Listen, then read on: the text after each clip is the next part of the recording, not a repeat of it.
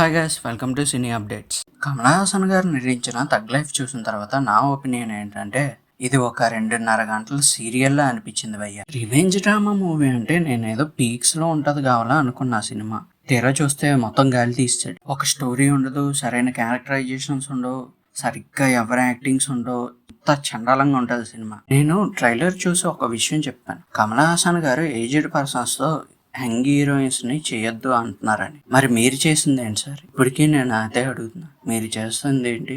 చాలా చండాలంగా అయితే ఉంది మూవీ. అందరు రోల్స్ పక్కన పెడితే త్రిష రోల్ నాకు అస్సలు నచ్చలేదు. ఎందుకంటే త్రిష యాక్టింగ్ అంత బాగుంటుంది, అసలు ఈ రోల్కి ఎలా ఒప్పుకుందో కూడా నాకు అర్థం అవ్వలేదు. చాలా చండాలమైన రోల్ తీసుకుంది. ఎనీవేస్, స్టోరీ విషయానికి వస్తే చాలా సింపుల్గా చెప్తానండి. ఢిల్లీలో ఒక షూట్అవుట్ జరుగుతుంది.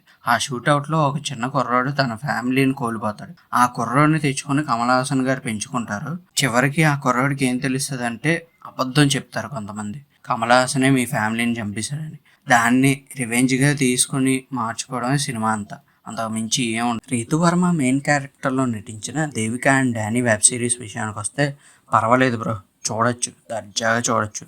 ఆ తగ్ లైఫ్ మూవీ కన్నా ఈ సిరీస్ చాలా బాగుంది. సిరీస్ స్టోరీ విషయానికి వస్తే దేవిక అనే అమ్మాయికి ఎంగేజ్మెంట్ అయిన మరుసటి రోజే డానీ అనే వ్యక్తి పరిచయం అవుతుంది. ఆ పరిచయం కాస్త ప్రేమగా మారేసరికి డానీ ఆత్మ అని తెలుస్తుంది దేవికకి. ఈ విషయం విన్న దేవిక మొదట్లో భయపడినా సరే డానీ ప్రాబ్లం విని తనకు సహాయం చేయడానికి ముందుకు వస్తుంది. అయినా దేవికకి మాత్రమే ఆత్మలు ఎందుకు కనిపిస్తున్నారు? అసలు ఈ డానీ ఎవరు, తనకున్న ప్రాబ్లం ఏంటి అని తెలుసుకోవాలంటే సిరీస్ చూడాల్సిందే. సిరీస్ అయితే ఎక్కడ దరిద్రం లేకుండా చాలా బాగా తీశారు. పచ్చని పొలాల మధ్య చిన్న స్టోరీ లైన్తో చాలా నీట్గా తీసుకెళ్ళిపోతారు. చక్కగా ఫ్యామిలీతో కూర్చుని సిరీస్ అంతా చూడొచ్చు. ఇక్కడ ఏం ప్రాబ్లం ఉండదు. జూన్ 12న రిలీజ్ అవ్వాల్సిన హరిహర వీరమల్లు మూవీ మళ్ళీ పోస్ట్ పోన్ అయితే అవ్వడం జరిగింది. కొత్త రిలీజ్ డేట్ ని ట్రైలర్ తో పాటు రివీల్ చేస్తామని చెప్తున్నారు మూవీ టీం. చూడాలి మరి అప్పుడైనా రిలీజ్ అవుతుందో లేదో. నాకైతే ఇంకా నమ్మకాలు లేవు.